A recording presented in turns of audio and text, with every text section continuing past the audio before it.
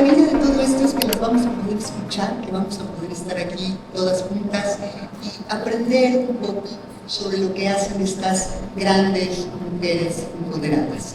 Y bueno, quisiera yo antes que nada presentarlas a todos, porque es un placer que estén aquí con nosotros. Quiero leer un poco de sus semblanzas, porque esas sí no me las aprendí de memoria, entonces más vale que las tenga en la mano. Antes que nada, quiero agradecerles a todas y cada una de ustedes por su tiempo. Muchas gracias. Y empezamos, por favor, con la maestra Hilda Tellez Lino, para la que pido un fuerte aplauso. Abogada, maestra en Derechos Humanos y Democracia, es directora ejecutiva del Consejo Empresarial para la Reinserción Social AC. Fue primera visitadora general en la Comisión de Derechos Humanos de la Ciudad de México y directora general en materia penitenciaria de la Comisión Nacional también de Derechos Humanos. Muchas gracias por estar aquí con nosotros y la bienvenida. Tenemos también a la maestra Marta Delgado Peralta. Marta, ya, perdón, te tengo de lado. No te había yo visto aquí juntito, te estaba buscando de qué lado. Ambientalista, una de las mayores del país, maestra en sustentabilidad, presidenta de APO, Asesoría Global para México y América Latina. Hasta el 2023, Marta fungió como subsecretaria de Asuntos Multilaterales y Derechos Humanos en la Secretaría de Relaciones Exteriores. También fue secretaria de Ecología en la Ciudad de México y su labor por el medio ambiente ha sido bárbara. Marta, bienvenida.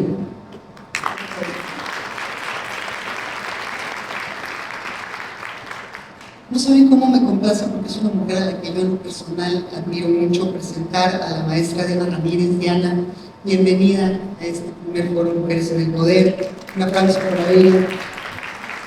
Actualmente es directora general para México y Latinoamérica de Spotify. Fue directora de negocios de Twitter para América Latina, responsable de la relación comercial con socios estratégicos de Microsoft, comunicóloga experta en e-commerce y marketing digital, con posgrado en Stanford School of Business y también en Israel. De verdad es un placer tenerte con nosotros.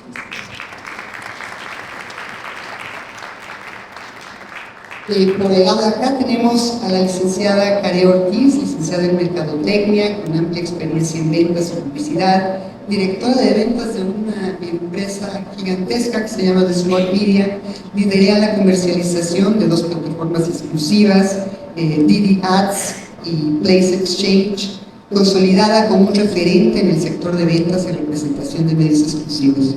Bienvenida, Care, muchas gracias.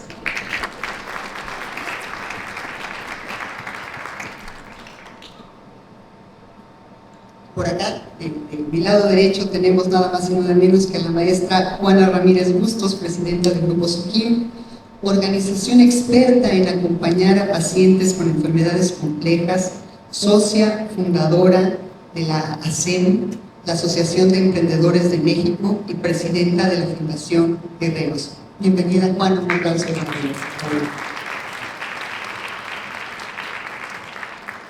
Y me falta la doctora Cintia Angulo de Leseñé. Cintia es uno de esos grandes talentos mexicanos que ha tenido unas posiciones gigantescas en empresas de verdad muy, muy grandes. Es presidenta de la Fundación Marian México, que es una fundación franco-mexicana de la que ya nos platicará en su momento, quien entre muchas otras posiciones ocupó el cargo de directora general de Alstom México y fue vicepresidenta de México de Power China Group hasta el 2022. De verdad, Cintia, qué placer tenerte con nosotros. Bienvenida a esta mesa.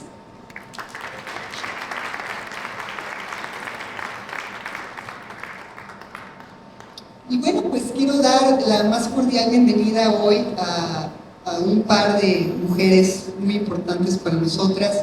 En primer lugar, y con una disculpa muy personal de la gobernadora Mara Lezama, porque no pudo asistir el día de hoy por una agenda un poco complicada en Quintana Roo, pero nos unió una mujer a la que quiero que recibamos con un fuerte aplauso, que es la licenciada Fernanda Ruiz de Velasco Alcayaga.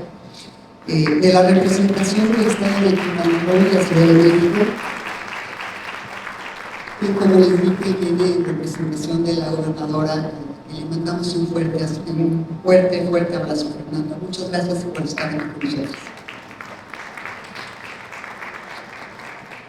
Y también quiero agradecer la presencia de una amiga muy querida y una gran diseñadora, una mujer emprendedora, fuertísima, con un poder gigantesco, la diseñadora de joyas más talentosa de nuestro país, sin duda alguna, la diseñadora Delia González. Gracias, Delia, por estar aquí.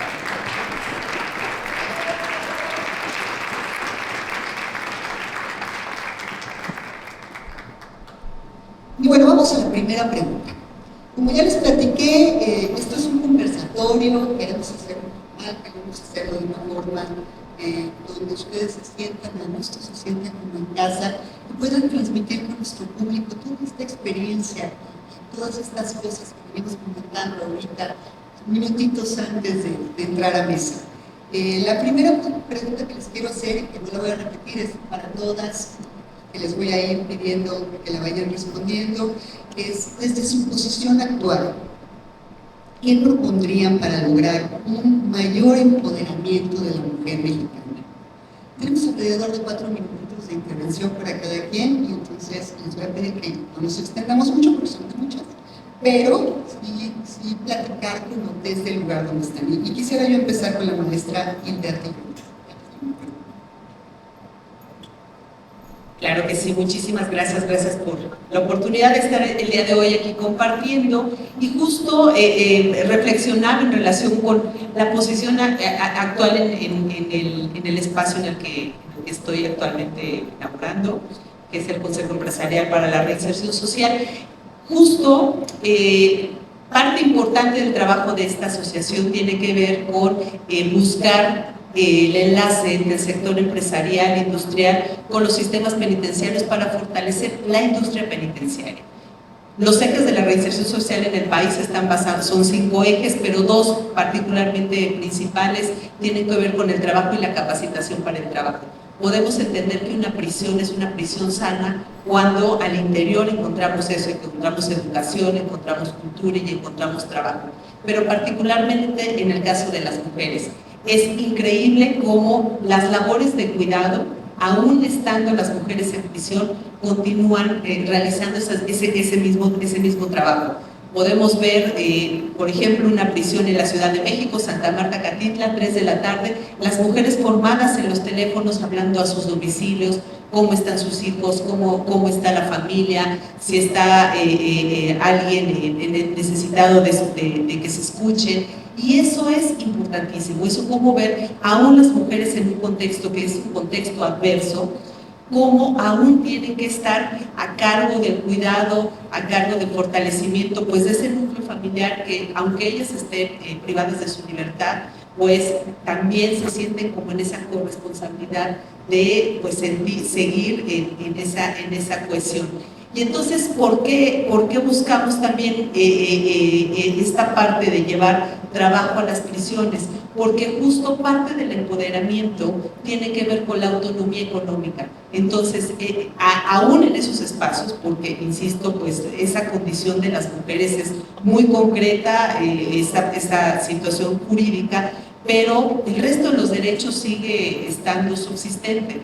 Entonces, es generar entornos donde ellas puedan recibir un salario, donde puedan tener un trabajo y con ello tener también esta parte de autonomía económica, que es muy importante. Tenemos que pensar que el hecho de que una mujer esté privada de su libertad no significa que se encuentra también privada de sus derechos humanos. Pues, como tal, la condición jurídica es una, pero el resto de los derechos tendríamos que buscar que aún se continúen fortaleciendo. Uno de los puntos centrales es que es muy costoso para la sociedad que las mujeres estén privadas de su libertad. También estamos por buscar algunas medidas también alternativas a la pena de prisión, porque no solamente es costoso el económico, digamos, es lo mismo un hombre que una mujer, que pensamos en el costo social. porque el costo social de una mujer que está en prisión también obstaculiza que pues su espacio, su entorno familiar, su entorno social también se vea privado de esa persona. Entonces, bueno, parte de lo que buscamos y desde donde estamos es también en esa condición jurídica de las mujeres poderlas apoyar y poder lograr que ellas tengan control sobre su vida, control económico, control social, control emocional, y que puedan pues con eso tener pues un mejor espacio y mejores posibilidades de reinsertarse socialmente. Importante, un aplauso por favor también. Terminando a la maestra Diana Ramírez, su respuesta. Bueno, primeramente quiero agradecer el estar en este foro, mis compañeras, y tener a la audiencia aquí. Creo que el puro hecho de que ya estemos aquí conversando es un gran paso, el poder elevar la voz y conocernos, simplemente entender qué hacen las otras mujeres o las otras personas, que probablemente si el foro no se da, cada quien está de alguna manera haciendo su esfuerzo, pero no hay una colaboración más poderosa. Y creo que simplemente lo que está sucediendo hoy, en un recinto como este, como lo que es el Museo de Antropología, habla por sí mismo. Yo desde mi posición, lo que les puedo decir, Spotify tiene varios programas que no están dentro de mi responsabilidad, porque yo soy responsable del equipo comercial de Spotify Advertising, pero como compañía se hacen esfuerzos, que apenas el viernes pasado se celebró el evento Equal, que tiene presencia a nivel mundial, pero el más grande se da en la Ciudad de México. Y tiene una connotación de levantar y elevar las voces de artistas, de mujeres que trabajan en la industria de la música, productoras, desarrolladoras de sonido, ingenieras en sonido, y que este evento lo que hace es que fomenta esa conexión. Y con programas como estos se han levantado, por ejemplo, en el 2024, más de 30 millones de nuevos artistas o de nuevas personas en el ecosistema de la música fueron de alguna manera descubiertas en México.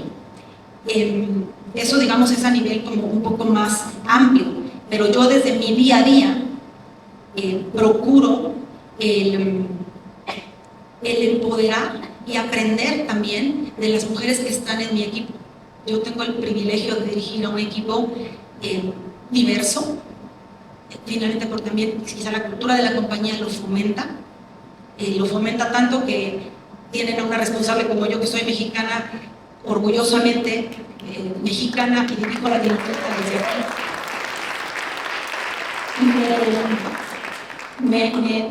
Me llena de orgullo, porque no es común en el sector donde yo trabajo, que son empresas de tecnología, áreas comerciales.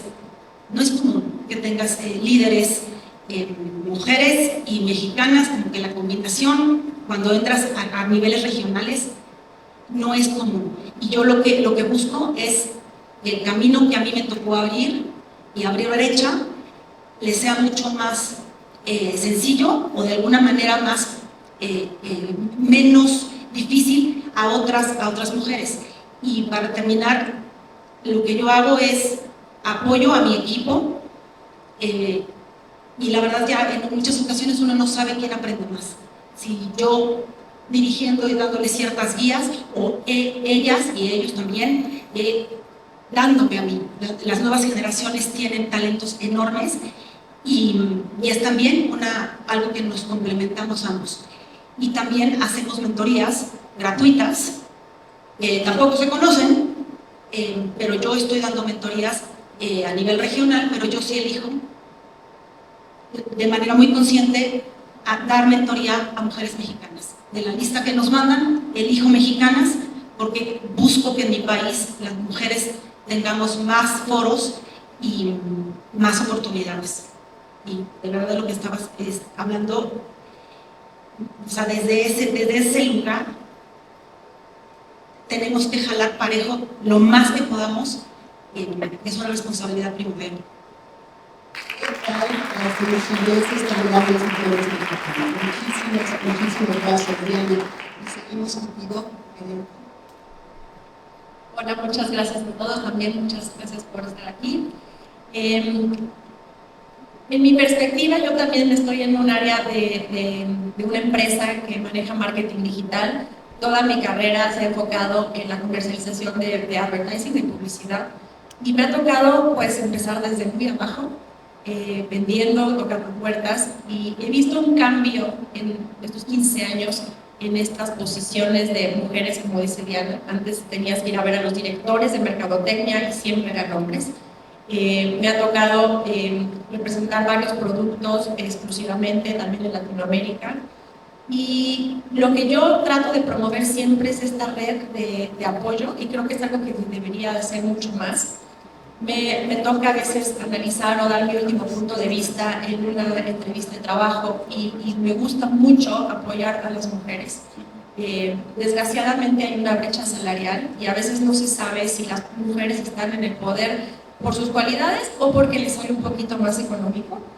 Desgraciadamente, algunas empresas se jactan de tener mujeres en el poder, pero las razones también pueden ser económicas. Entonces, esta brecha salarial es dura, porque me ha tocado ver incluso decisiones de contratar a un director o contratar a una directora, y yo creo que se deberían poner cuotas. O sea, yo creo que como a nivel empresa debería haber estándares de cuotas de salarios por posiciones de liderazgo, en donde si quieres esta posición, estás aquí, y no importa si eres hombre o si eres mujer. Entonces, a mí me gusta mucho promover eso y enaltecer y empoderar a las mujeres que tengan este camino como el que he tenido yo, donde se empieza de abajo y empiezas a abrirte camino. Me tocó postularme 2 veces a una posición directiva donde primero no fui aceptada, pusieron a otra persona, pasó un año entero y después me dieron la oportunidad, ya que no dio resultados. Entonces, es duro, pero hay que abrirse camino, hay que demostrar con el esfuerzo y con el trabajo, porque no hay otra. Y bueno, aportando eso sería lo que yo he hecho, siempre tratando de apoyar a las mujeres.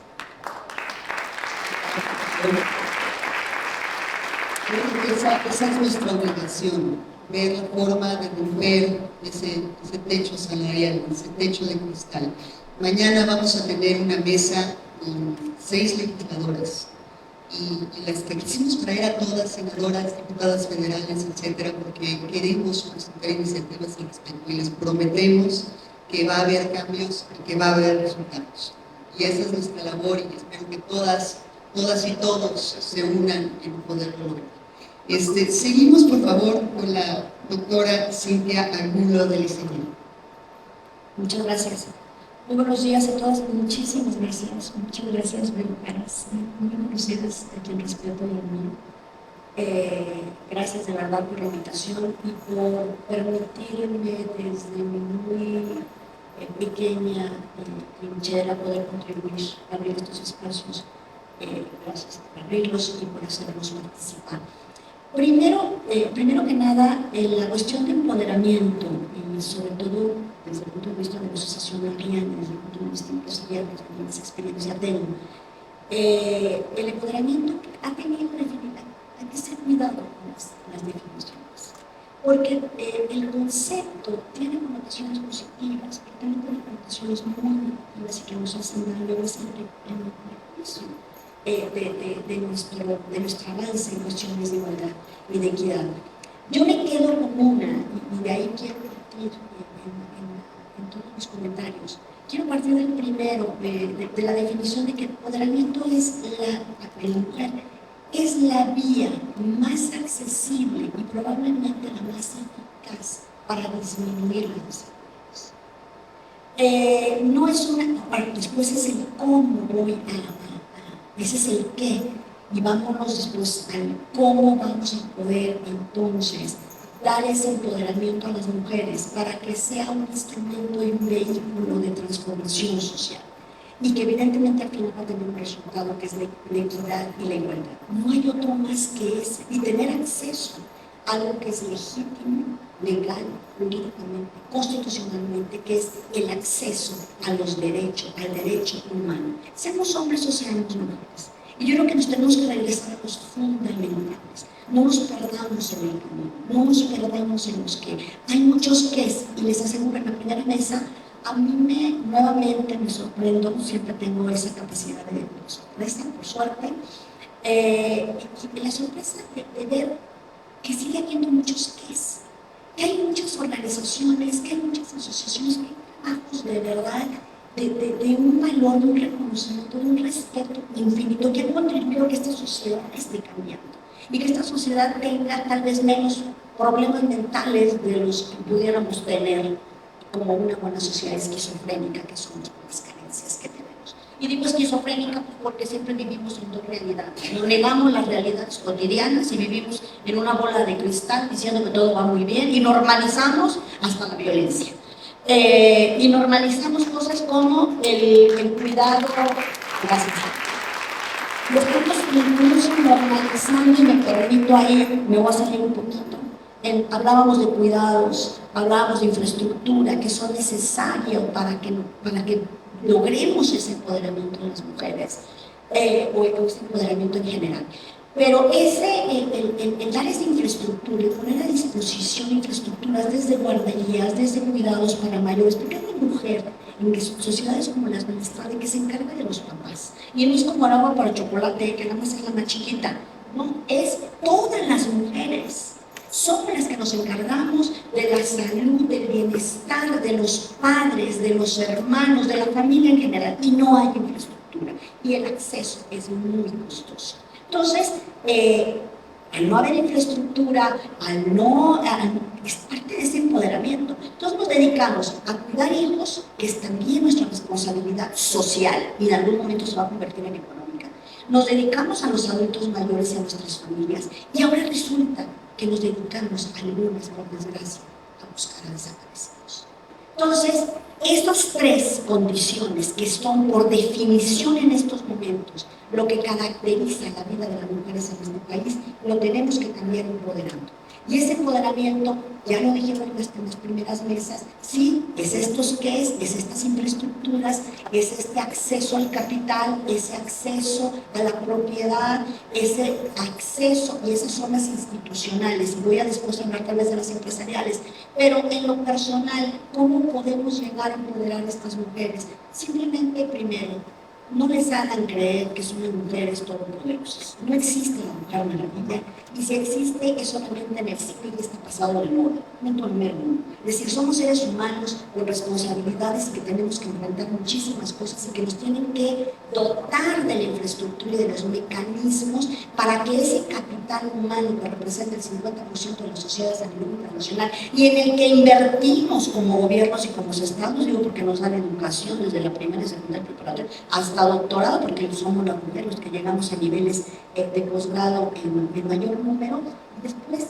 ese capital, ese conocimiento, esa sabiduría se pierde porque nos encasillan por cuestiones de condición y de falta de empoderamiento en trabajos que son de bajo valor productivo, de bajo valor económico y de poca aportación de responsabilidad social. Entonces, cuando debería de ser todo lo contrario, y cuando debería además combatirse con esto, porque somos actrices, somos actoras, somos vehículos, estamos formadas la mayoría, y además somos muy valientes.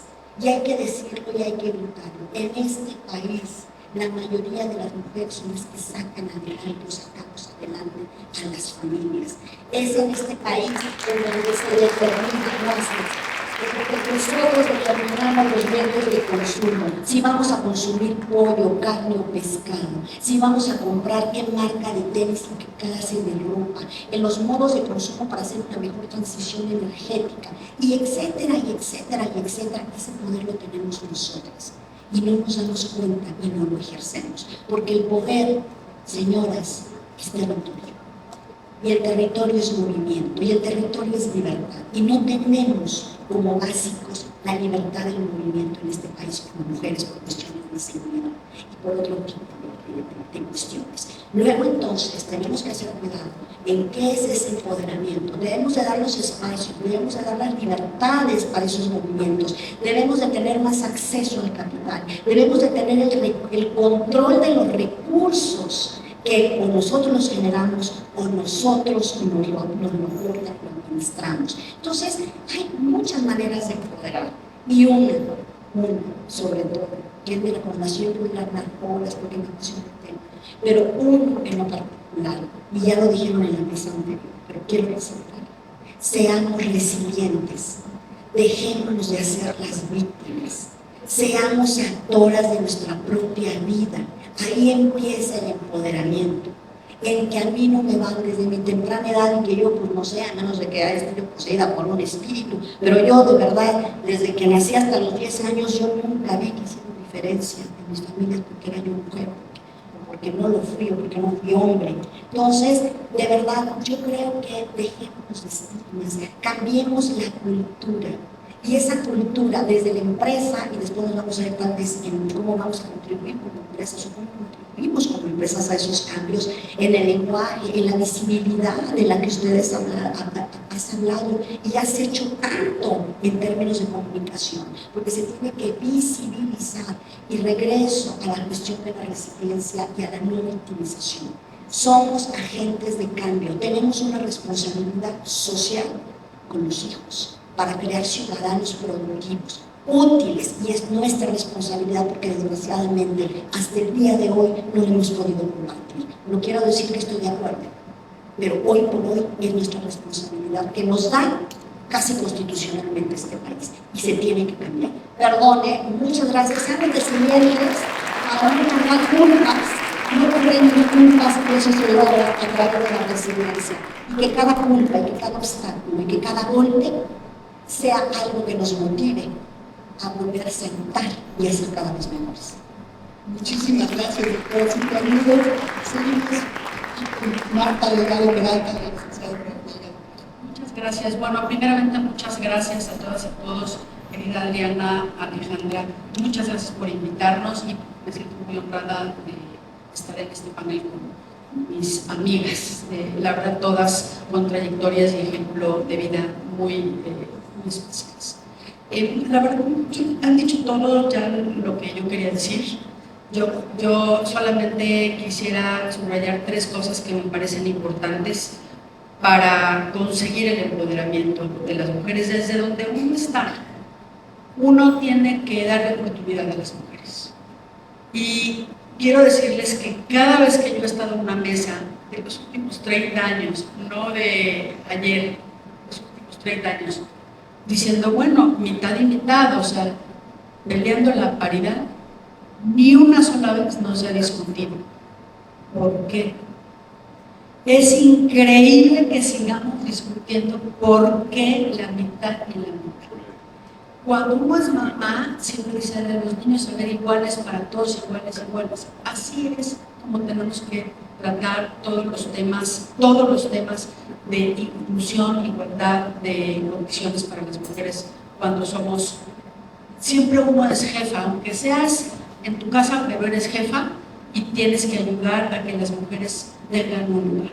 Es muy difícil, les quiero contar, cuando estuve en el servicio exterior, hicimos la política exterior feminista, me tocó liderar ese proyecto y poner una iniciativa que decía que íbamos a llegar a que la mitad de las embajadoras fueran mujeres. Y, por supuesto, la mitad de los ingresos a la carrera de servicio exterior fueran mujeres y los ascensos tenían que ser la mitad para mujeres. Y les juro que mujeres me dijeron que no, que tenían ya un sistema de ascensos por mérito y que funcionaba. Y sí, nada más que ese sistema de ascenso por mérito igual no toma en cuenta las diferencias entre las mujeres y los hombres. En el pasado, por ejemplo, a los del servicio exterior les pedían que vinieran a hacer el examen a México. Muchas no podían dejar a los niños donde vivían allá en Ghana, en Noruega, se tenían que quedar y no hacían, ni siquiera podían estar en el examen. Déjense estudiar para el examen. Y los señores que no se tenían que quedar, estudiaban para el examen, se preparaban. Es decir, si tienes esa falta de condiciones de igualdad de entrada, pues tú las tienes como autoridad, como ley, como las legisladoras mañana, que ir limando. Les tienes que decir, van a entrar la mitad, pueden hacer todos. por Zoom el examen, etcétera, etcétera. Y cada uno de los obstáculos tenemos que irles poniendo un poco de atención a los obstáculos que enfrentan las mujeres. Son diferentes obstáculos, somos diferentes mujeres y hombres, pero tenemos derechos a estar mentalmente. Y la segunda cosa que creo que desde niñas tenemos que enseñar a las mujeres, el empoderamiento económico es indispensable. Todas quizás crecimos en familias en donde el papá proveía y el papá manejaba, pero ahorita ya no. Ahorita el empoderamiento lo da tu capacidad económica de decir sí y decir no, y me voy, me quedo, me subo, me bajo, adiós, y sobre todo la palabra mágica. Aquí termino, les voy a acabar aquí, ¿no? Aquí termino la palabra mágica del empoderamiento femenino. No. No. Aprender a decir que no. Muchas cosas. Fantástica mesa, todos nos vamos a ir de aquí, querida Marta, con el Nobel. Muchas gracias. Seguimos, por favor, con la maestra Carla Ramírez Bustos. Ahora, yo creo que esta mesa demuestra que el primer elemento del empoderamiento es la diversidad. No, lo digo medio broma cuando participo en estas cosas, que no se trata de pasar mucho de todo el mundo, sino de que finalmente las mujeres sí le enseñemos a la sociedad que podemos trabajar todos juntos, porque los problemas de género, de brechas, se resuelven entre todos, no los vamos a resolver nosotras solas. Y creo que esa conciencia nos pone en el plano de reeducar también, de reeducarnos y de reeducar a los hombres. Dicho eso, y respondiendo puntualmente a lo que preguntabas, Alejandra, yo puedo hablar desde dos trincheras. Desde la trinchera de la salud y desde la trinchera del emprendimiento, que son las dos actividades a las que entrego mis días. Desde la trinchera de la salud, es importante, y lo mencionabas un poco en tu intervención, les doy algunos datos, a mí me gusta hablar con cifras. El 97% de los enfermos en el mundo son cuidados por una mujer, en México, en el mundo. Es un dato de la Organización Mundial de la Salud. Esas mujeres no son expertas en cuidados paliativos, ni son enfermeras, ni son médicos, son mamás, hijas, hermanas, esposas, tías. Una reciente investigación demostró que además las gestiones de salud en el mundo, y por gestiones es la cita, la aplicación del medicamento, el cuidado de la herida, el acompañamiento al hospital, la decisión de ir al hospital, la decisión de consultar. El 90% de las gestiones de salud en el mundo las realizamos las mujeres, incluido atender situaciones estrictamente masculinas como el cáncer de próstata. El 75% de los pacientes son llevados a la primera consulta de la oreja de su mujer, ¿no? Entonces, en términos de salud, la gestión la realizamos las mujeres, pero además hay situaciones de salud que nos afectan particularmente. Y no hablo solamente de cáncer de mama, de cáncer cervicuterino, etcétera, que de eso hemos hablado mucho. Hablo de cosas tan comunes como un infarto a miocardio. Si yo les pregunto a ustedes mismas cuáles son los síntomas de un infarto, todas me van a decir dolor en el brazo. Y ese es un síntoma exclusivamente masculino. El infarto de las mujeres, les voy a dar los síntomas. Los síntomas son dolor en la boca del estómago, dolor en la espalda, palpitaciones, dificultades para respirar, y esos síntomas se parecen a muchas cosas. Y entonces cuando las mujeres llegan a los servicios de urgencia en México o en España o en Estados Unidos, los médicos y médicas han sido formados para atender los síntomas masculinos, porque la salud también, como en otros espacios, ha sido masculinizada.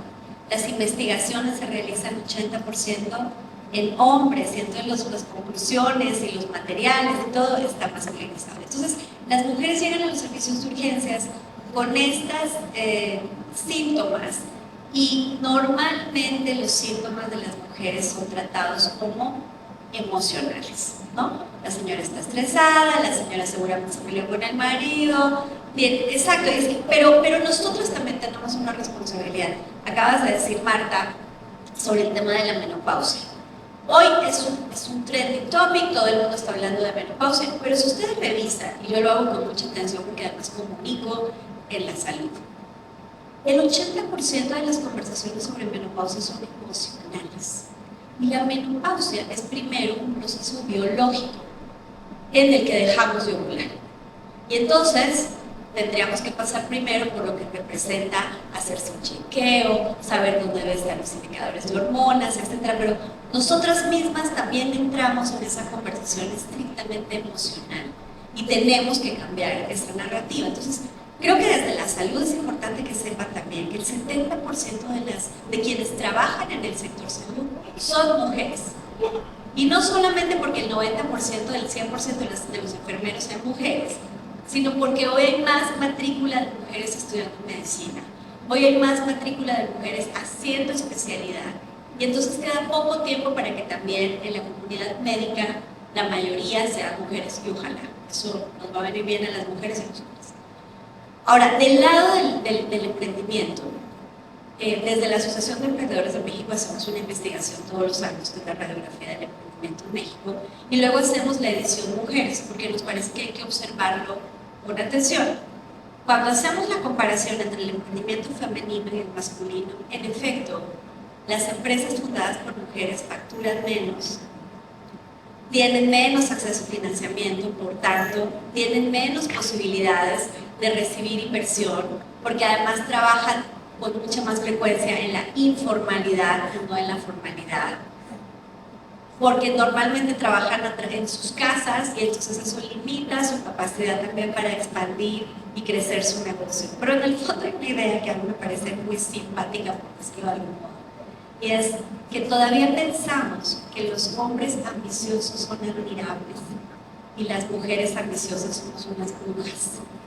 Entonces tendremos que cambiar a motivar que las mujeres también queramos pensar en grande, que queramos hacer empresas, que queramos resolver el sistema de cuidados para que entonces no me respondan, como en la radiografía del emprendimiento les preguntamos a los emprendedores y emprendedoras cuál ha sido su principal razón de fracaso, ¿no? El fracaso hace parte del emprendimiento, porque nos encanta solo contar historias de éxito. Y hay una razón de fracaso que no aparece en los emprendedores, pero que reporta el 28% de las emprendedoras, y esa razón de fracaso es la falta de tiempo. Esa razón no existe en los hombres. Y eso tiene que ver directamente con el sistema de cuidado. Y hay una más, y con esto termino. Cuando comparas los emprendimientos de mujeres que además son madres versus los emprendimientos de mujeres que no son madres, la diferencia en términos económicos es de casi 45%. Y eso otra vez tiene que ver con este tema del sistema.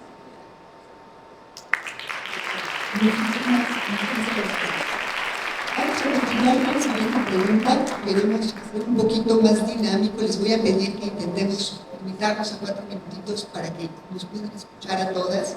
Y la pregunta sería una pregunta que hicimos ya en la mesa anterior, porque a mí me parece una pregunta muy importante, porque es la forma en que las mujeres jóvenes que nos están viendo, que por cierto estamos live haciendo un streaming que ya lo platicaremos para hacerlo en Spotify, porque lo estamos haciendo en plataformas mucho más chiquitas, pero sí queremos que nos escuchen todas las mujeres.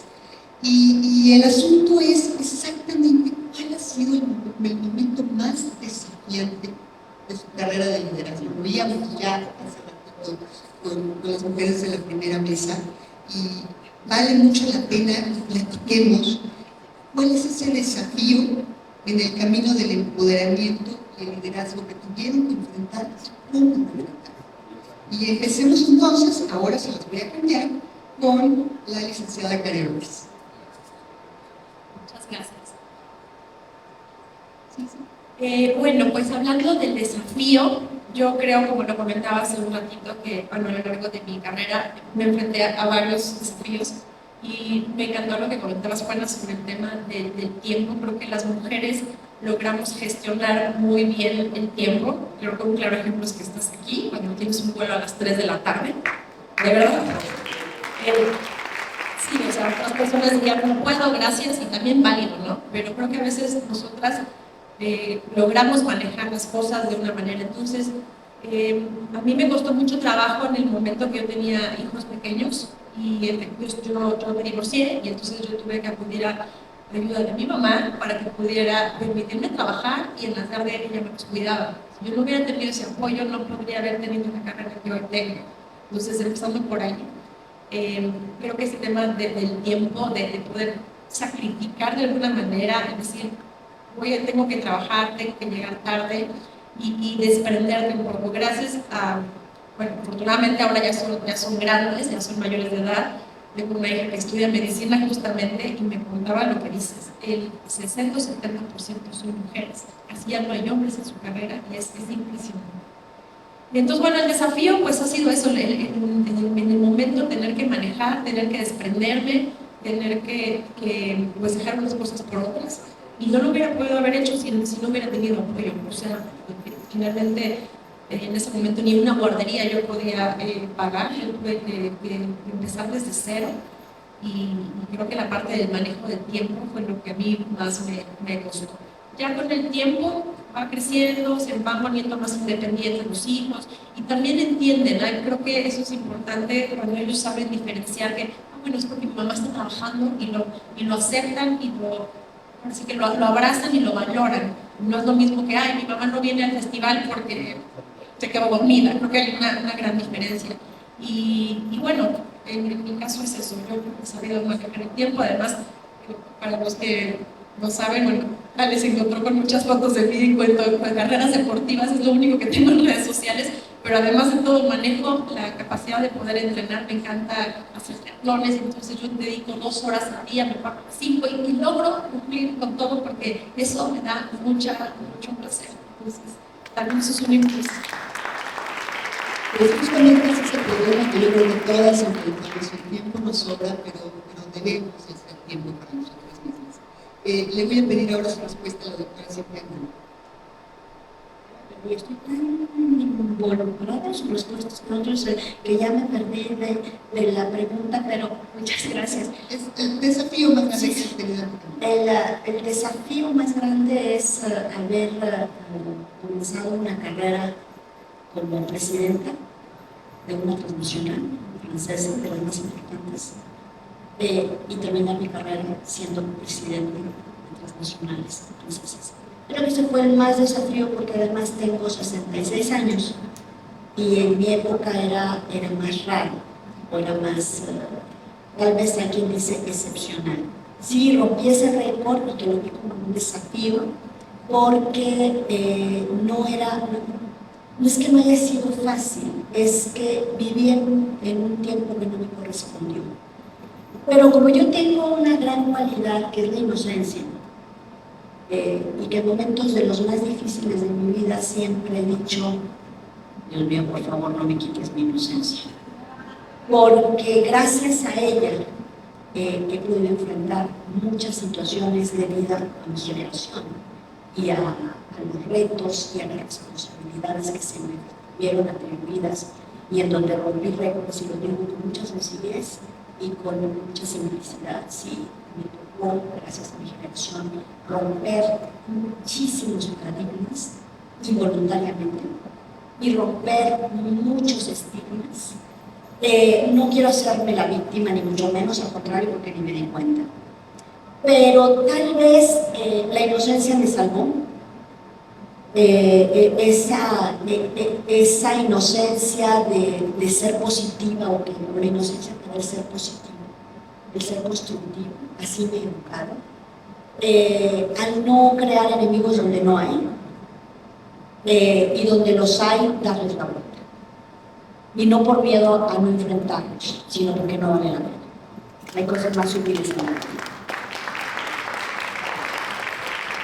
Por este asunto del patrón del tiempo, le vamos a pedir a la maestra Juana Ramírez Bustos, por favor, continúe. El principal desafío que yo tuve, que he tenido hasta ahora en mi vida, fue el 24 de abril del año 2006, en el que, más bien 23, en el que tenía que decidir qué poner en una maleta para volver a empezar. Yo digo que soy una mexicana nacida en Colombia.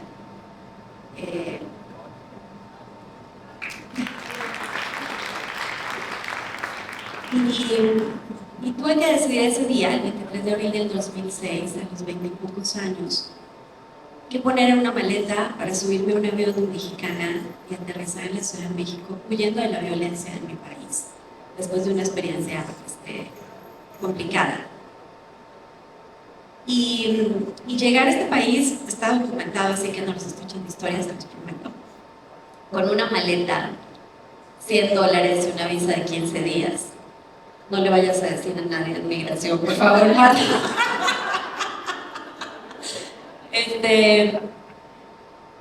Para volver a empezar. Y yo sé que todas tenemos que volver a empezar muchas veces. Y entonces cuando cuento esto, no lo cuento desde la victimización justo, sino que estoy segura que todas tienen mejor inventario que el mío hace 19 años. El año pasado celebré mis primeros 18 años en México, mi mayoría de edad mexicana. Y el desafío, si lo asumes como es, se convierte en lo que te forja, lo que te forma, lo que te da las herramientas para medir luego los siguientes desafíos. Ya ninguno parece tan difícil, ni tan complicado, ni tan agobiante cuando empiezas a tener esa perspectiva. Muchísimas gracias, Juan.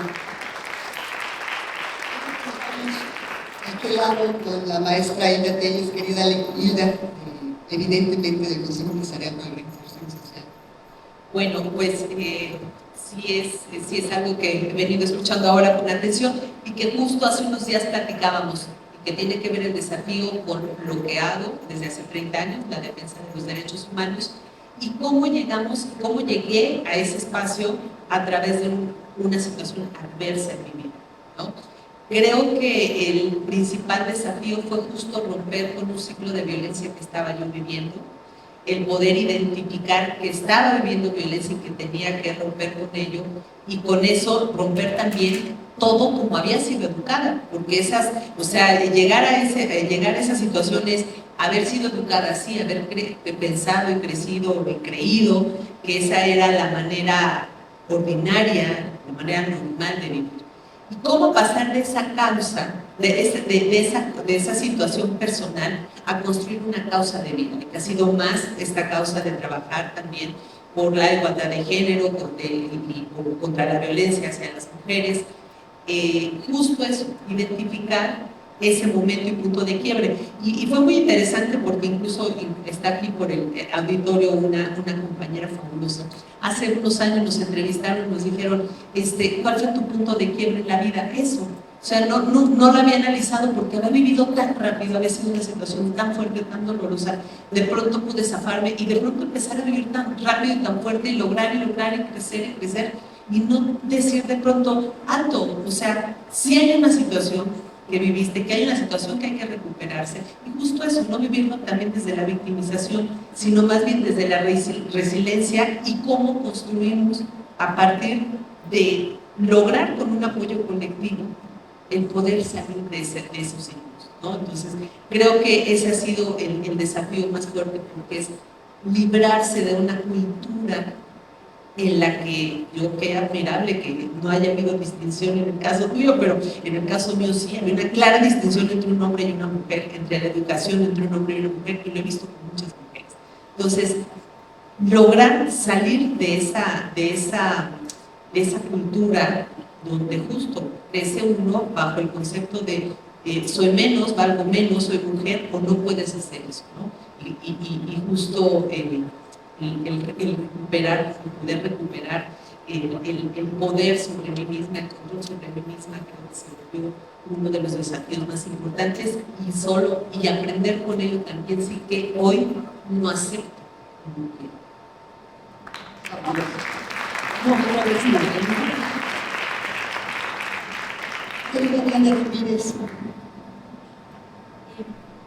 Yo parto de alguna manera de lo que ya han comentado mis compañeras.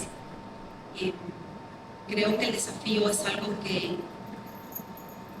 no es que sea un desafío específicamente en un momento, sino todos los días el mayor desafío, y creo que ya lo dijeron, de verdad que son sabias, no saben cuánto han aprendido escuchándolas, es en muchas ocasiones el mayor verdugo es uno mismo. Claramente sí, puedes tener violencia intrafamiliar, puedes tener situaciones, pero cuando eres tú quien se critica más y se juzga más, porque así fuiste educado y porque tu rol como mujer, que también, qué fortuna, que en tu caso no fue una idea, digamos, gestada desde prácticamente en el ADN, ya lo traíamos yo en mi educación, que estaba, así es una mujer y así es un hombre, y pues yo en realidad empecé a romper los parámetros, y esa culpa que uno trae, se la tiene uno que quitar, y me encanta lo que dicen de dejemos de victimizarnos, dejemos de autojuzgarnos, porque eso no suma para nada, ya bastante se tiene que resolver como para que todavía uno se eche más. Y yo también soy mamá, y antes de cualquier otra cosa, sé que habrá quien no lo resuelva de esa manera, y es totalmente válido. Para mí era fundamental ser madre, y hasta me tomó mucho tiempo el dejar atrás el no sentir que eres la mamá que abandona, que eres la mamá que trabaja porque eres la que llega tarde a las juntas, eres la que llega, que está trabajando y que no puede cumplir ciertas cosas. Pero yo lo que, y se lo digo a compañeras mías con las que tengo la fortuna de trabajar, que me dicen es que sienten que es A o E. Y les digo, no, se puede mientras no te victimices y tampoco te creas, como dices, superhéroes o mujeres, porque esas no existen, ¿no? O sea, somos seres humanos y erramos. Y con eso me quedo. Uno se tiene que apapachar y uno se tiene que abrazar y respetar y aplaudir. Y lo más importante, disfrutar lo que estás haciendo. Conscientemente, sin que estés pensando qué vas a resolver mañana o qué vas a hacer, o abraza lo que tienes y agradece. Y agradece.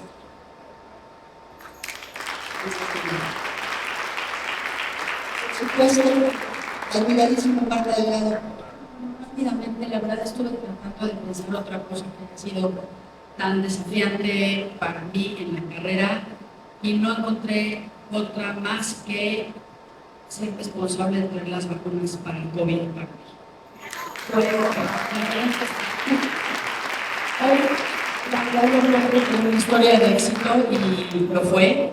México es un país de 130 millones de habitantes, necesitábamos traer 200 millones de dosis a tiempo para todos, en fin. Y hoy, cuando uno ya pasó para el otro lado, se siente orgulloso, se siente exitoso. Pero el trance fue muy durísimo para nosotros. Para mí en lo particular yo no sabía nada de vacunas. La verdad es que el sector salud era difícil para mí procesarlo. En ese momento muy complicados.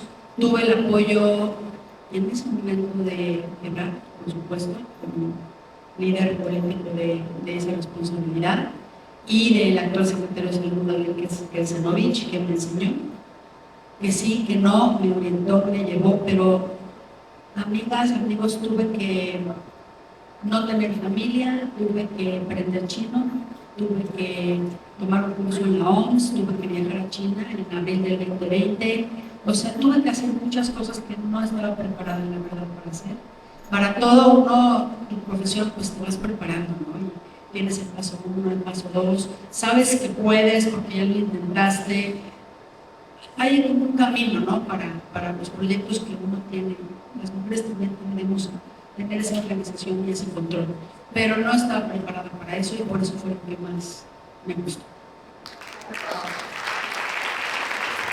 El aplauso es un sincero agradecimiento por esa labor que todos sabemos que de verdad aguanta.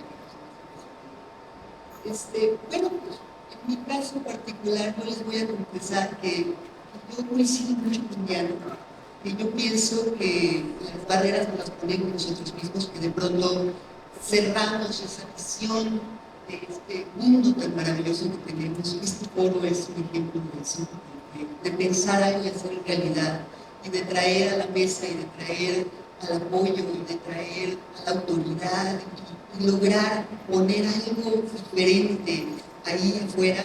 Ha sido como un gran desafío para mí de dejar de hacer mis proyectos políticos. Soy consultora política en muchas cosas y pensar más bien en empezar a trabajar con la gente, ¿no? Y creo que ahí donde todas coincidimos desde nuestra trinchera podemos hacer mucho juntas, y por eso mi invitación a que formen parte de esta incubadora mexicana de mujeres. Muchas gracias a todas. Y vamos a hacer nuestra última pregunta. Y por supuesto, digo, bueno, porque me da terror tu avión. Sí, y después comenzamos con Hilda. Y quisiera yo abrirles esta pregunta diciéndoles nada más que el lema de este foro es empoderar a la mujer a través de la educación. Hay muchas maneras de empoderarnos, pero en mi humilde visión, la forma más real de hacerlo es a través de la educación. Entonces, ¿qué podemos hacer con esa educación de estas maravillosas mujeres mexicanas? Y cómo vamos a lograr mover a más gente a través de la educación. Entonces, Juan. Voy a hablar de la educación desde las empresas y desde el emprendimiento. Desde el emprendimiento, porque la independencia financiera es el antídoto contra la violencia de género. Entonces, tenemos que ser más mujeres independientes financieramente, y alguna de ustedes decía, nos tenemos que reconciliar con el dinero, que el dinero es padrísimo, está muy bien quererlo ganar, está muy bien exigir un mejor salario, está muy bien pensar cómo puedo hacer más grande mi empresa, mi negocio, y para eso creo que hay herramientas desde la Asociación de Emprendedores de México, en el que tenemos más de 40,000 emprendedores y emprendedoras. Es una asociación que tiene 50% de emprendedoras. Y eso no lo dice casi nadie. Creo que presidir la asociación desde hace 5 años tiene que ver con eso, porque sí es importante que las mujeres veamos role models de otras que están logrando hacerlo, y las que lo estamos logrando hacer tenemos una hiperresponsabilidad de hacer el camino más fácil para las otras. Entonces creo que desde el emprendimiento, desde entender cómo usar mejor la tecnología. Hace 2 años hicimos un proyecto para mujeres artesanas en Chiapas, y solo enseñarles a usar WhatsApp Business y cómo podían recibirse sus pedidos y no caminar 5 horas al sol todos los días para vender su comida, por ejemplo, cambia la manera en la que pueden percibir su negocio. Entonces, creo que las soluciones en educación y en emprendimiento deben nivelarse de acuerdo con las posibilidades y las actividades comerciales que cada una esté haciendo, y no hay una actividad comercial más pequeña que otra, porque esa actividad comercial está permitiendo que le den de comer a sus hijos, que saquen adelante sus familias. Entonces, ahí trabajar en emprendimiento es importante. Y el otro elemento es cómo hacemos que más empresas asuman la responsabilidad que tienen como actores de transformación social. En las empresas tenemos que formar a las personas no solo para que hagan mejor su trabajo, sino para que sean mejores personas, para que sean más competitivos, para que crezcan dentro de las organizaciones. Entonces, Alejandra, yo hablaría de esos dos como parte de ese proceso. La iniciativa de mentorías que propones me parece indispensable para lograr, que te felicito por eso. Te agradezco mucho la invitación y en serio me salgo corriendo al aeropuerto. Muchas gracias. Muchas gracias a ti, de verdad ha sido un placer. Antes de que te vayas, queremos entregarte un regalito de otra mujer maravillosa que nos mandó unos regalos a todas, sabiendo que venían a la mesa. No saben cómo agradecemos de verdad a Cristina Pineda Cobalín, por estos lindos regalos. Muchas gracias, Juan. De veras, qué placer tenerla aquí. Juana Ramírez, gustos de su equipo. Seguimos, Hilda, contigo. justo vaya que sui generis y en el tema de no aprender, de aprender a decir no en estos compromisos, como ahora que ella sale, yo también tengo que salir porque justo a la 1:10 tengo una cita que no puedo ya mover. Agradezco mucho la invitación. Y decir, en el tema de la educación, que es importante, justo lo que decía, lo que mencionaba con el tema de cómo nos educamos alrededor y libres de estereotipos, esa es una de las cosas que más me gusta, ¿no? Y es uno de los enunciados de los que habla la CEDAW específicamente. Cómo la educación empodera a las mujeres, cómo podemos empoderar también a las niñas, justo eso, a partir de educarlas libres de estereotipos y roles de género, porque eso es lo que más nos ha hecho daño, el binarismo de lo rosa y lo azul, las cosas para mujeres, las cosas para hombres, lo que pueden hacer unas, lo que pueden hacer otras. Creo que muchas veces rompemos los sueños de las niñas. Entonces, algo que me ha parecido muy interesante y que le he escuchado a Altagracia Gómez Sierra las últimas veces es no romper la brecha de los sueños de las niñas. Entre los 5 y 7 años hay que reforzarles eso. Que puedes hacer lo que quieras lo puedes lograr. Entonces, sí, la educación es un punto básico, un punto fundamental para poder lograr que las mujeres podamos tener control, pero no olvidar a las niñas y a las adolescentes, que siempre puedan cumplir sus sueños. Te agradezco mucho. Agradezco mucho estar con estas mujeres tan poderosas también. De parte de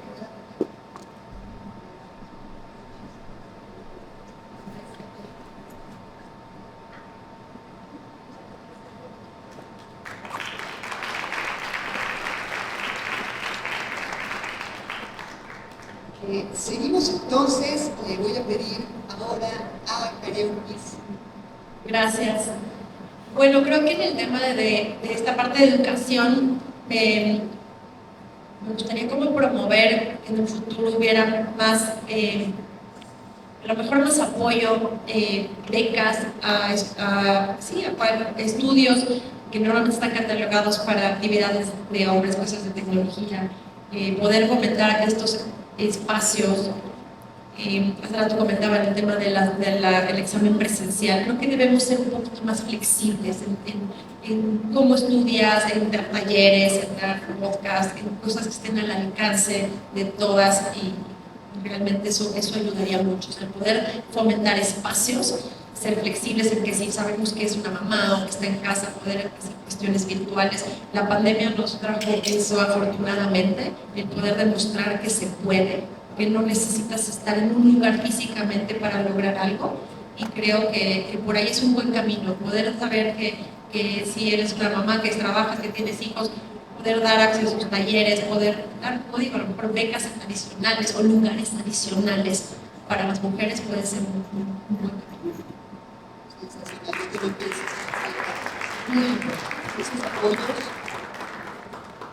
Esos apoyos reales para que podamos seguir la educación después de tanto esfuerzo. Cualquier mujer, a la edad que sea, porque no necesita ser una mujer joven. Yo creo que tenemos que empezar a pensar también en apoyos para las mujeres que no están en edad universitaria, pero que quieren proseguir su carrera, quieren proseguir su vida profesional, quieren terminar algo que empezaron, y que por este factor de tiempo tan importante que hemos estado platicando con los hijos, por el trabajo, por la vida, no lo han podido hacer. Estamos aquí para eso y haremos cosas muy buenas al respecto. Muchísimas gracias, Karen.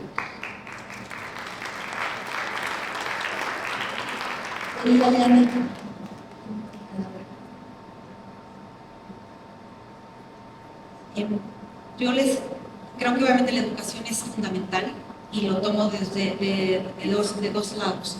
Una es la educación que se da en el nicho familiar. Y es seguramente la responsabilidad de cada uno, pero lo que se gesta en ese hogar es lo que estás educando, ese ser humano que tú estás educando. Y desde mi trinchera procuro educar y evidentemente saber que esas personas que uno está educando sean buenos seres humanos. Más allá de si son altos ejecutivos o son altas ejecutivas, que sean buenos seres humanos. Y eso para mí es fundamental en el nicho familiar, porque también donde se gesta toda esta cuestión de violencia y de maltrato, machismo, etcétera, etcétera, se da en casa, se aprende. ¿No? Nadie nace así, aprendes a hacer de esa forma.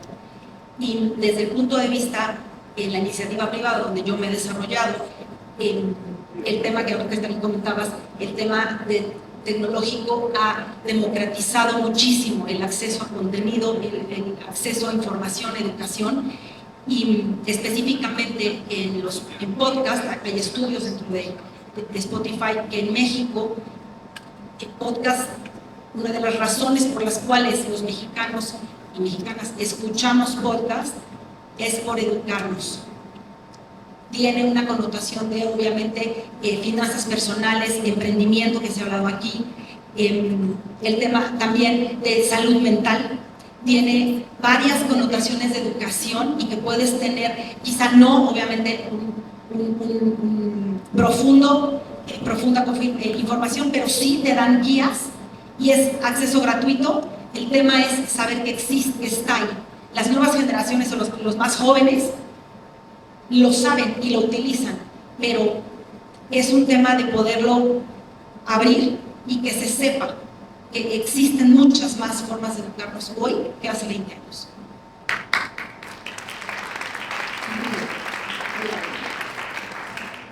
Bueno, yo diría que 3 cosas me parecen indispensables para la educación, para el empoderamiento de las niñas, de las mujeres.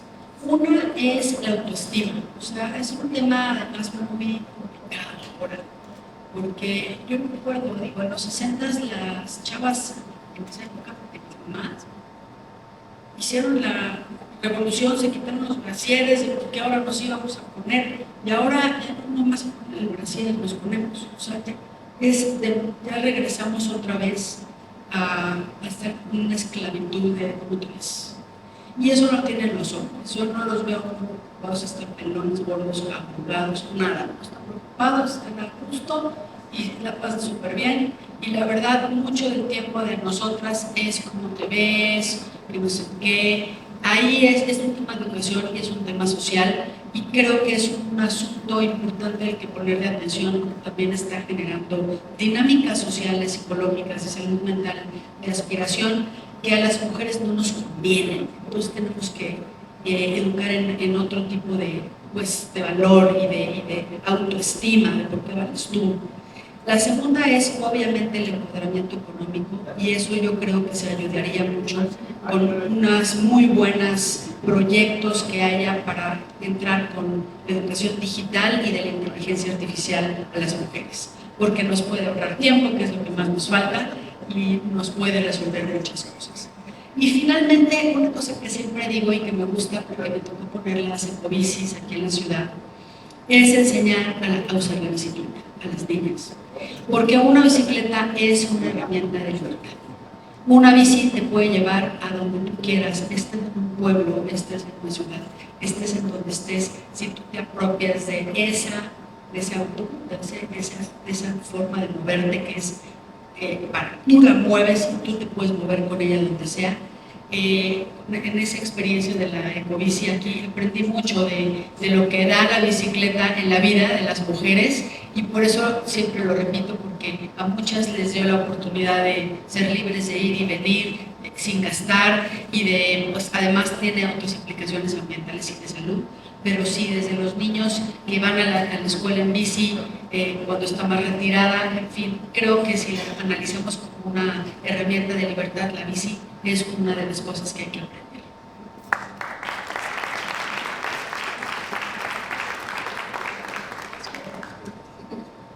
De este lado, por supuesto, la doctora Cintia Cruz. Sí, gracias. Gracias por gracias. No, sí, o sea, cambia la vida, cambia la perspectiva, es la movilidad, o sea, tiene tanta connotación alrededor. Me regreso a la educación y es un espacio que abres de reflexión y que yo creo que no debemos olvidar la ecobici, ¿eh? O sea, es algo que sembraste y que tiene que seguir creciendo, porque fue el inicio de un cambio mental en el transporte y la movilidad de nuestra ciudad en el país, y debe de continuarse, tiene que reforzarse porque da libertad. Y es a lo que voy. a que en términos de formación, de capacitación, de educación, el concepto de libertad es fundamental y que en sociedades como las nuestras no podemos muchas veces ni siquiera definir lo que es la libertad. Y creo que debemos reaprender a lo que es ella, porque es a través de la redefinición de esos conceptos que podemos empezar a transformar y a reestructurar la sociedad. Es decir, si vamos hacia un modelo que no corresponde a la realidad de libertad, nos estamos equivocando de camino. Es igual que los diagnósticos. Si hacemos un mal diagnóstico, la propuesta va a ser errónea. Entonces, hay fundamentales que no debemos de olvidar. Y así nos tome el 80% del ejercicio, debemos de dedicar ese 80% a esos fundamentales. De la misma manera, y ahí, perdón, yo sé que no es el tema, pero para mí es importante y es un compromiso que yo me hice a mí misma. Hablamos mucho de educación, hablamos mucho de formación y de capacitación. Por supuesto que es la clave del desarrollo y la clave de la libertad y de la independencia. No hay libertad de independencia sin información y sin educación y sin formación. Pero para lograr en procesos cognitivos aprender, capacitarse y formarse, hay que estar bien alimentados. México es un pueblo, como otros muchos, pero que tiene grandes carencias nutricionales.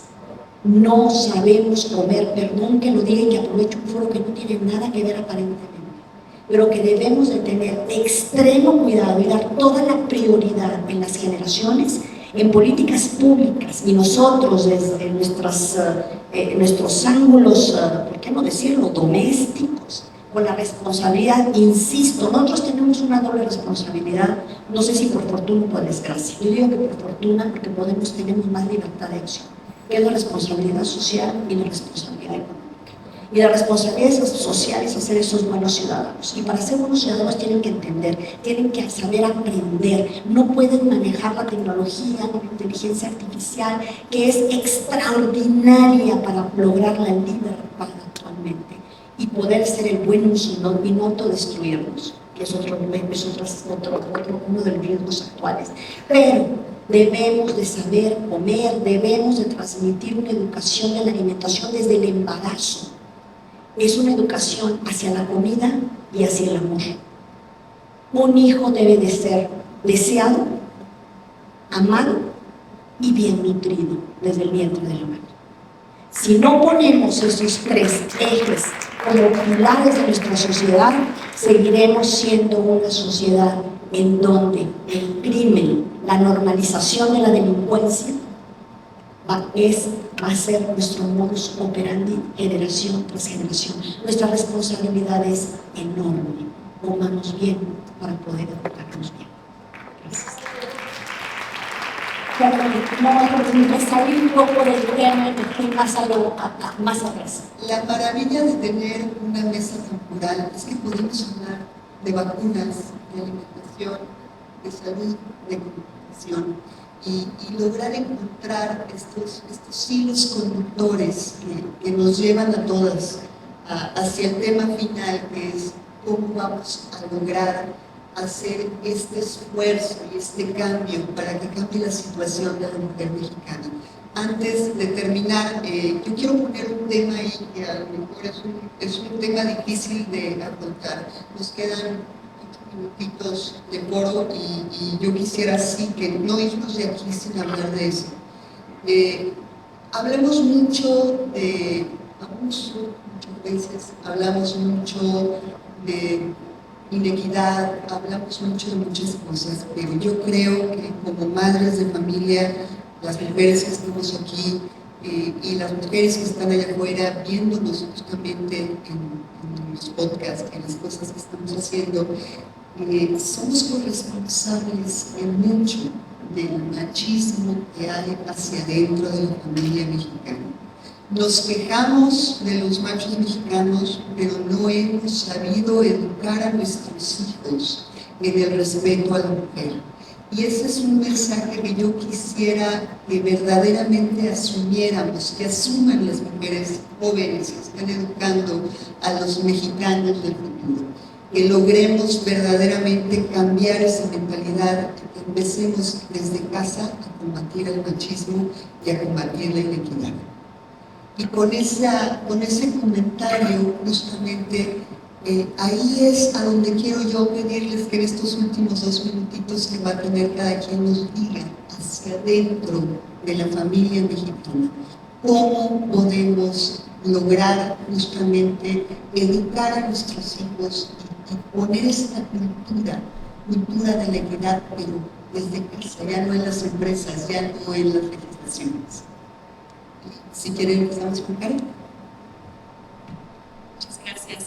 Pues bueno, yo hablaré un poco desde mi perspectiva. Yo tengo la fortuna de tener 2 hijos, un hijo y una hija, y creo que pues siempre traté de promover eso, ¿no? Sin cuestiones de género, que te gusta, si te gusta el taekwondo, si te gusta el fútbol. Yo dejé que mi hija probara de todo. Y creo que también empezando por ahí, o sea, dándoles primero que nada la oportunidad de lo que mencionaban desde chiquitos, cuáles son tus sueños, qué quieres hacer y apoyarlos, o sea, empezando por ahí.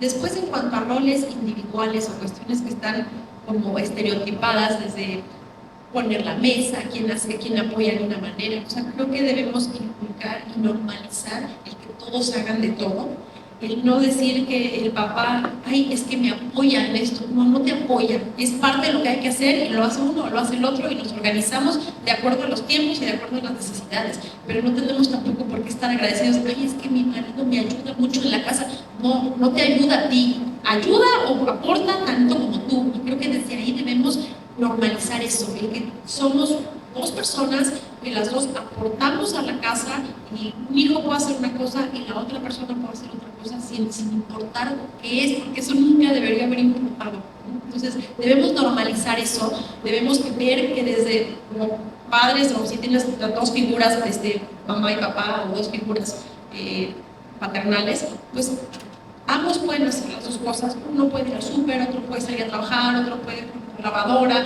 otro puede poner la mesa, y no importa quién es quién, eso debemos empezarlo, porque con el ejemplo inculcamos, más allá de decir esto está bien o esto no, ellos, los hijos, aprenden, decía Diana, desde casa, somos el ejemplo. Entonces creo que tenemos que empezar nosotros a quitarnos esos estereotipos y poderlos inculcar a nuestros hijos y a la familia extendida.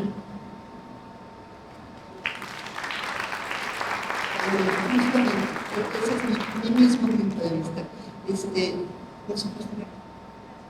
Bueno, la verdad es que yo y mi esposo tenemos una sola hija, no ha sido como de diferencias, y que yo no podría haber, sin su apoyo, fíjate, yo pienso un minuto, pero yo sí siento que sin su apoyo de él, más allá de lo que le toca, no hubiera yo podido hacer lo que he hecho. Entonces, a veces también yo me siento muy afortunada porque no he tenido que pelearme porque la haga o no, sino que a mí me tocó tener un papá de tres mujeres, súper apoyador, y nos educó a todas, pues, no había diferencias niñas-niños. Me tocó tener jefes increíbles que me dieron oportunidades increíbles y un marido increíble que cumplió 33 años de casada este año. Entonces, la verdad es que también hay que reconocer cuando los hombres se ponen en el rol que les toca y que les corresponde, no porque nos apoyen, pero sí porque por lo menos la verdad nos ha tocado el privilegio de que no hemos tenido que luchar internamente en nuestra familia. Por eso nosotros tenemos una hija con una discapacidad leve y hemos tenido los dos trabajamos y los 2 le hemos tenido que entrar porque es una paternidad y maternidad más dedicada y más complicada, imagínense, además de todo eso. Entonces a ella le hemos educado en mucho también, y tiene mucho que ver con las mujeres. Hemos enfrentado temas de discriminación, de falta de comprensión, de falta de atención, de falta de inclusión. Todo eso es una agenda que las mujeres todavía seguimos teniendo, la de la igualdad, pero hay unas minorías que tienen todavía otros desafíos tan enormes y tan grandes, y que bueno, de esos también podemos hablar las mujeres, porque nos tocan también los hijos y los parientes y los hermanos y los abuelos en cuidar y en procurar, pues, su inclusión en la sociedad. Muchísimas gracias. Cintia, Gracias. Adhiero a todas las intervenciones de muchísimo valor. Me identifico con esto último, sobre todo en la educación. Yo tengo un hijo discapacitado de 31 años y ha sido todo un aprendizaje en materia de educación. Y a todo lo que hemos hablado, se ha expuesto, yo solamente me permitiría agregar un elemento más, el lenguaje. Hay una francesa experta en lenguajes y en la educación que en su obra se titula Todo es lenguaje, Françoise Dolto. Y efectivamente, todo es lenguaje. Yo me dediqué en mis ratos libres cuando era joven, en los espacios comunes, en los elevadores, corredores o en la universidad igual, y tengo ahí mis notas de todas las frases, las oraciones, las expresiones que utilizamos con un nivel de conciencia patético y que son discriminatorios y que son culturales. Somos una cultura donde tal vez ahora no los jóvenes ha disminuido, pero en mi generación éramos realmente bulleros, o sea, el bullying era normal. Yo tengo cada caso de amigas y amigos que de verdad es de hacer teorías de psiquiatría y de problemas de neurología profunda. Y estaba yo en un colegio de monjas, y estaba yo con unas educaciones muy estructuradas, y sin embargo era de una agresividad, de verdad una agresividad que nos ha marcado, y que yo ahora los veo, a todos esos son niños y niñas, hombres y mujeres, y digo, pues sí, por eso eres así. Y luego si eso lo pasamos a cuestiones más colectivas, pues sí, ahí explico dónde vienen muchas de nuestras patologías, y mucho de ello nos marca el lenguaje. Tenemos que reaprender a hablar, tenemos que reaprender a expresarnos con respeto. Tenemos un lenguaje extremadamente irreverente, irrespetuoso y intolerante.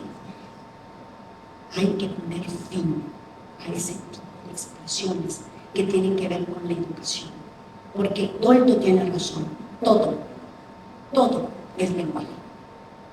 Entonces, por favor, hagamos cuidado, salgamos a campaña en empresas, en escuelas, en donde digamos el lenguaje tiene que dejar de ser discriminatorio, tiene que ser positivo y tiene que ser empoderador, tanto para niñas como para niños. Y eso es nuestra labor y debe de ser una prioridad, porque si no logramos ese primer nivel, lo demás va a ser inaccesible.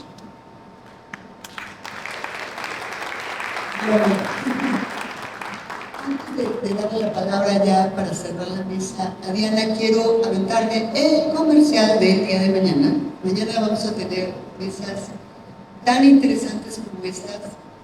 Yo dudo verdaderamente que haya una sola opinión que no nos haya dejado el día de hoy, un sentimiento de que valió la pena estar aquí este día. Mañana vamos a tener la mesa política con la senadora Mariela Gutiérrez Escalante, con la doctora Mayela Gómez Maldonado, diputada federal, con la licenciada Margarita Zavala Gómez del Campo, también diputada federal, va a estar aquí con nosotros Margarita, otra diputada federal, Mónica Sandoval, la doctora Michelle Núñez Ponce, presidenta municipal de Valle de Bravo. Viene también una congresista, la congresista más joven del Congreso de la Ciudad de México, Tania Larios Pérez, y nada más para hacer un colofón de esa mesa tan maravillosa, viene una de las activistas mujeres más queridas por todos nosotros, yo sé que todos ustedes la conocen, la señora María Eugenia Quena Moreno Gómez, presidenta vitalicia de los Centros de Integración Juvenil, y que está en esta mesa además porque fue diputada federal y también fue en aquel tiempo delegada, no alcaldesa, pero delegada de la Benito Juárez. Entonces, para mesa, ¿verdad? Y en la segunda mesa vamos a tener a Eufrosina Cruz y una serie de activistas súper relevantes. Le agradezco mucho a Liliana Bravo Mena que está aquí con nosotros hoy. Mañana va a estar en mesa la representante de la MEXME a nivel nacional, Asociación Mexicana de Mujeres Empresarias. Y bueno, será algo verdaderamente maravilloso. Ya, sin más comercial, mi querida Diana, cerramos contigo.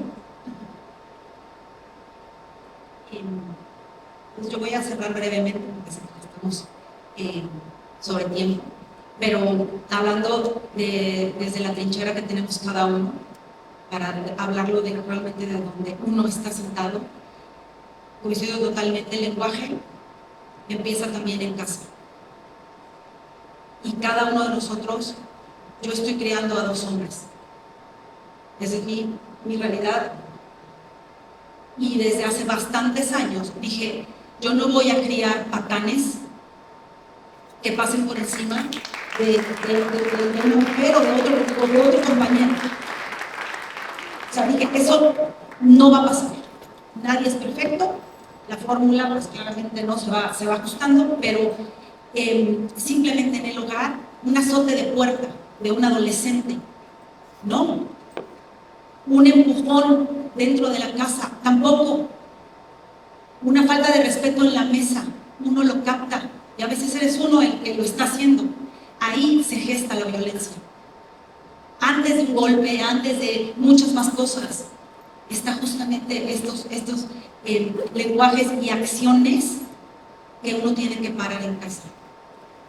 Yo lo que le pido a la audiencia, desde su trinchera, en su realidad, en sus interlocuciones con las personas más cercanas, y si uno abre un poco más en el mundo laboral directo, tratémonos con respeto. No se justifica ni siquiera alzar la voz. Si uno está enojado, si uno está inconforme, se puede hablar.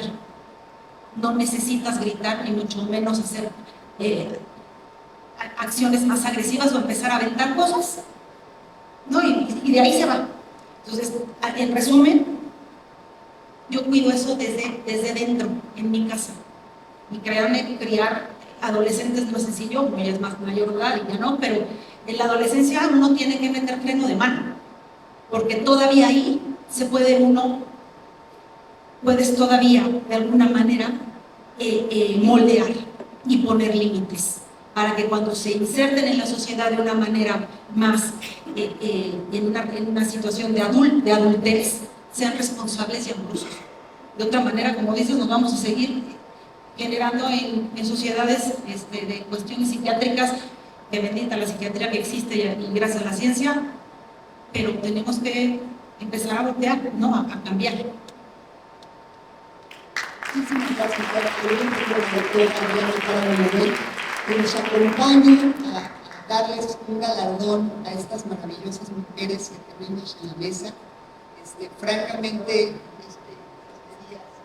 fuera de serie, Adriana. Maravilloso, Alejandra. Y yo estoy de acuerdo contigo, querida. Es nuestra labor, como bien dije, Gandhi decía que si quieres un cambio, pues tú seas ese cambio, ¿no? Yo también estoy de acuerdo contigo y me esforcé mucho por criar a un caballero. Y a una dama también, ¿no? Eso es lo que necesitamos hacer, acabar con todos esos temas, porque bien dice, la violencia se gesta en casa y pues de ahí se van las calles. Y qué maravillosas mujeres hemos tenido, Diana. De verdad, profundamente agradecidas de que nos hayan acompañado, de que hayan compartido toda su sabiduría con nosotras. Por favor, vengan mañana, las y los esperamos para que podamos compartir más y más. Aquí lo importante es sumar, porque sumando somos más y esos más podemos replicar a cualquier lugar a donde vayamos todo este bienestar que estamos teniendo. Entonces, dale, si me permites, para que podamos ir entregando, y si tú quieres las vas mencionando y yo, reconocimiento. Si me dan un segundito, nada más decirles que el Congreso de la Ciudad de México tiene el honor de otorgar, en el marco del primer Foro Mujeres en el Poder, el presente reconocimiento a cada una de las mujeres que están aquí con nosotros por su compromiso en favor de las mujeres mexicanas.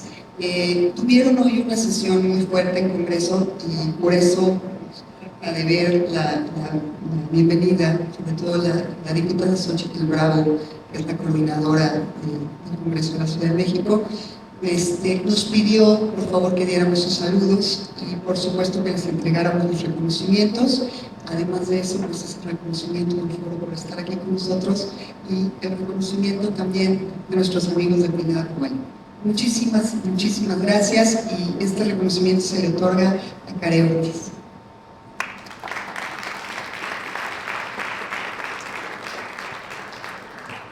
Y aquí vengo yo, listo, cumpliendo, claro.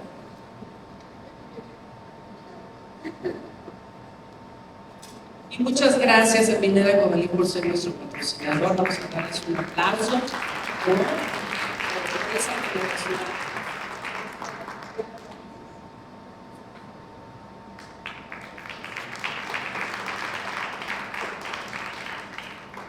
Nos faltan manos, pero nos sobra entusiasmo.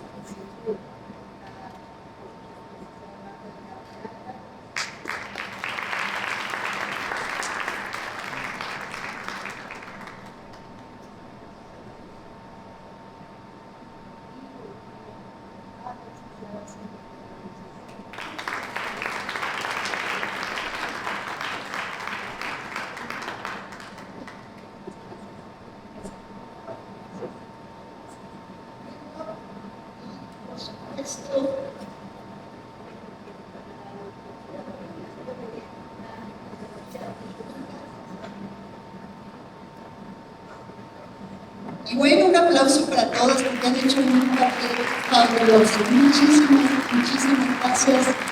Seguimos por acá, ¿Listo? Mira, Silvia. Esperamos a Silvia Sánchez Alcántara que nos acompañe. Mi Por ahí querida está Silvia. Marina Hitler, ya se fue. No la vemos.